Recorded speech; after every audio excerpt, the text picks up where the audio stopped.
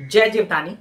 Beauty with astrology के founder मैं कामिनी खन्ना आप सभी के साथ एक बार फिर अपने इस मोटिवेशनल शो को लेकर हाजिर हूं। आज जिस टॉपिक की हम चर्चा करेंगे वो है विरोध। विरोध कभी आपका अपना मन से ही विरोध होता है, विचारों से होता है, बाहर लड़ने की जरूरत नहीं। और कभी कभी घर से ही विरोध होता है, कभी राष्ट्रव्यापी विरोध होता है, विश्व से विरोध होता है, समाज का विरोध होता है। कुछ भी करने को निकलते हैं तो विरोध का सामना करना पड़ता है और फिर उस विरोध से बाहर आना, मनवाना लोगों को कि नहीं मैं हूं, बहुत मुश्किल होता है, लेकिन होता है, कर सकते हैं। अब कैसे कर सकते हैं, अपना एग्जांपल देती हूं। पैदाइशी डांसर थी मैं, लेकिन कुछ ऐसी स्थितियां बनी कि मैं डांस ना सीख पाई। फिर मैं राइटर बन गई 13 साल की उम्र में। फिर ऐसी स्थितियां बनी कि मेरी वो राइटिंग बाहर आ नहीं सकती थी, तब भी मैं लिखती रही, नाचती रही। फिर मैं जब बड़ी हुई तो मैंने 2-4 फिल्में साइन कर ली, जो कि किसी को पता नहीं है, क्योंकि कुछ लोगों ने चाहा कि मैं फिल्मों में ना आऊं, तो मैंने फिर वो भी छोड़ दिया। इसके बाद मैंने क्या किया कि अच्छा मैं ये भी नहीं कर सकती, वो भी नहीं कर सकती, ओके मैं पढ़ूंगी। और फिर मैंने इतना अच्छी पढ़ाई की कि मुझे 92% मिला। ओके, मेरी वाहवाही हुई, तारीफ हुई, बोर्ड पे मेरा नाम कॉलेज पे लगा। और सडनली फिर क्या होता है कि मेरी शादी कर दी गई। अब मेरी शादी हुई तो उसके बाद मेरी पढ़ाई ठप। तो फिर मैंने क्या सोचा कि अब मैं क्या करूं, तो मैंने सिंगिंग और म्यूजिक डायरेक्शन करना शुरू कर दिया। डांस एक तरफ रह गया था, राइटिंग एक तरफ रह गई थी, तो चलो ठीक है अब मैं ये करूंगी।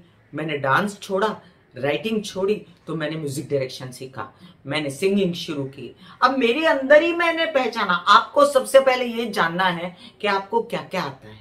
फिर मेरी सहेलियां कहेंगी मैं तो खाना अच्छा बनाती हूँ, मुझे कोई सिंगिंग नहीं आती, मुझे कोई राइटिंग नहीं आती। ओके, कोई बात नहीं। कपड़ा सिलना भी बहुत बड़ी एक कला है, पापड़ बनाना अपने आप में बहुत बड़ी कला है, जो मुझे नहीं आती है, मुझसे नहीं बेला जाता वो। और फिर अचार बनाना भी बहुत बड़ी कला है, घर अच्छे से देखना भी बहुत बड़ी कला है। आप कहेंगे घर देखने का क्या मिलता है या पापड़ बनाने से क्या मिलता है? अरे वो पापड़ की कंपनी नहीं आपने सुनी, जिसका इतना अच्छा नाम हो गया महिलाओं के कारण। और फिर आपने वो घर देखते देखते कितने बड़े बड़े लेवल पे लोगों के घर संभालते हैं लोग और लाखों में कमाते हैं। तो आपको क्या आता है ये आपको पहले पता होना चाहिए। तो मैंने म्यूजिक डायरेक्शन किया, मैंने आ जाती हूँ खुद पर ही। मैं फिर सिंगिंग में आ गई तो मैंने 300 चौंकियां कर डाली। मैंने म्यूजिक डायरेक्शन किया तो मैंने 300 ऐड बना दिए, 400 ऐड बना दिए। मतलब मुझे कंपनी से ऑफर आई, पसंद आया मेरा काम उनको, और मैंने अपने काम के लिए, मेहनत के लिए कभी भी कमी नहीं रखी। मुझे पता था कि अगर मुझे आगे बढ़ना है, पैसे कमाने हैं, तो मुझे इस पर मेहनत करनी पड़ेगी। तो अपने शौक को खाली शौक बनाकर जब हम प्रेजेंट करते हैं तो उससे कुछ हासिल नहीं होता। अपने शौक को जान देनी पड़ती है, अपने शौक को जुनून देना पड़ता है। धीरे धीरे मैं एस्ट्रोलॉजी सीखती गई, क्योंकि मेरी बहुत सारी शारीरिक कमजोरियां थी जिनसे ऊपर आना था मुझे, और एस्ट्रोलॉजी मुझे हेल्प कर रही थी। तो मैंने स्टडी की एस्ट्रोलॉजी की 22 साल, 24 साल, 26 साल, सब कुछ साथ में चल रहा था। डांस भी चल रहा था, राइटिंग भी चल रही थी, म्यूजिक डायरेक्शन चल रहा था, सिंगिंग चल रही थी, आरजे हो गई मैं।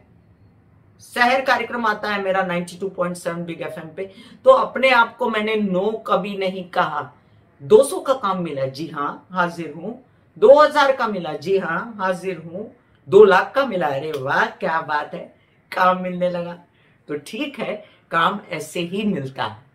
अपने आप से पूछिए क्या क्या आता है आपको। चलिए अभी हम मेडिटेशन के एक टिप जानते हैं। आप कहेंगे कि हमारे धर्म में कहा जाता है कि एक ही दिशा में बैठ के क्यों मेडिटेशन करते हैं। मैं आपको उसका भेद बताती हूं आज। पूर्व दिशा में सनातन धर्म में मेडिटेशन किया जाता है। पूर्व दिशा एक ऐसी शुभ दिशा मानी जाती है जहां से सब उदित होता है, आपके जीवन में उन्नति हो, उदित हो आपके भाग्य कर्म, इसलिए पूर्व दिशा में वो मेडिटेशन किया जाता है। अब आप कहेंगे ये करने से क्या होता है? आपके मुंह से निकले हुए वाक्य जो है वो वलय बन जाते हैं आपके सिर पे उसके। अगर आप अच्छा बोलते रहे ना, मैं बड़ी सुंदर हूं, मैं बड़ी सुंदर हूं, तो आप सुंदर होती जाएंगे दिन ब दिन।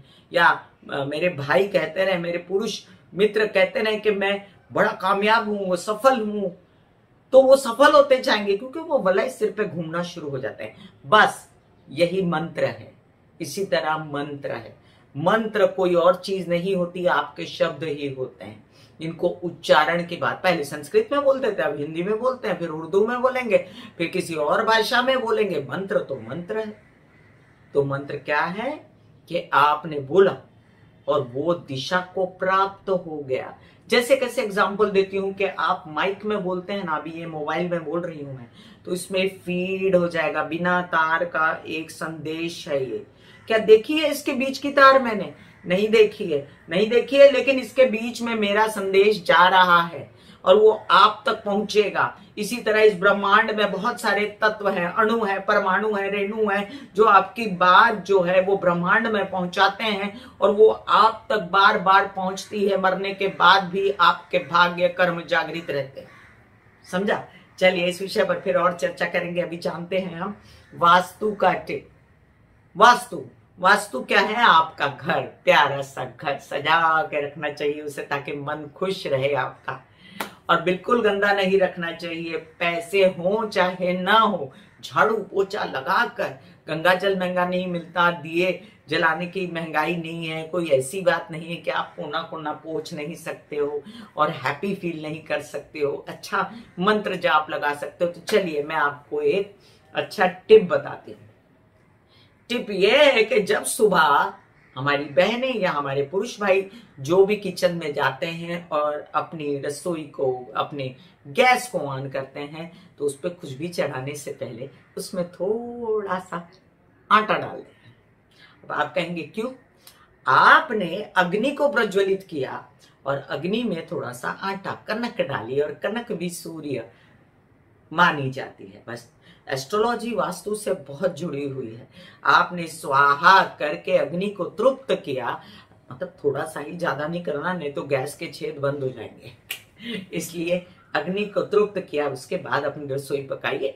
आपकी अग्नि आपको खूब साथ देगी भी। और मैं भी प्रार्थना करती हूँ ईश्वर से कि आपकी चूल्हे की अग्नि सदा जलती रहे, बाहर रहे, बहुत लोग खाना खाते रहे, एंजॉय करो। फिर मिलूंगी इसी तरह मोटिवेशन लेक्चर लेके। God bless you all. God bless you all.